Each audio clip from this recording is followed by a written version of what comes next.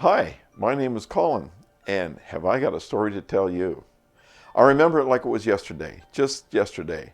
When I was 10 years old, my brother and I, both dairy farmers' sons, developed sores on our arm, this one right here. And the sore, they thought it was something that cattle had, which was called ringworm, and that they thought it was a simple treatment. And so they doctored it, and it didn't go away, and it didn't go away, and it didn't go away, and it kept getting bigger and bigger, and it was round, about the size of a quarter, and it was raw, and it just wouldn't go away.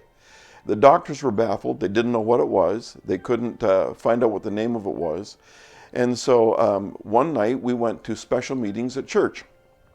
And after the service was over, my family was invited to the evangelist's little house trailer that they traveled in around to different churches at the time for a lunch. And so we were sitting around the table having lunch, mom and dad having tea and coffee, and us kids having good stuff that young kids have. And all of a sudden, mom spoke to the evangelist and she said, you know, our boys have got this weird sore on their arm. We cannot figure out what it is. It is raw, it's spreading, it's getting bigger.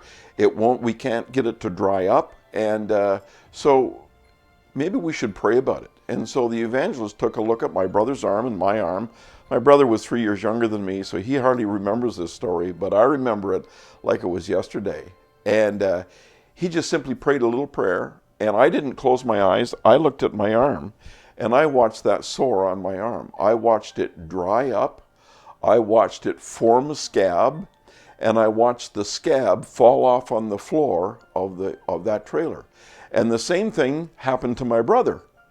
And I was absolutely thunderstruck. You talk about, well, we're in the middle of a wonder series here at Maple Community Church. You talk about wonder. My mouth was open. I couldn't believe my eyes. I'd never seen anything like that before. As a kid in Sunday school, we heard about Jesus performing miracles, but I had never seen anything like that in my entire life. And so can you imagine how God can do that in your life today?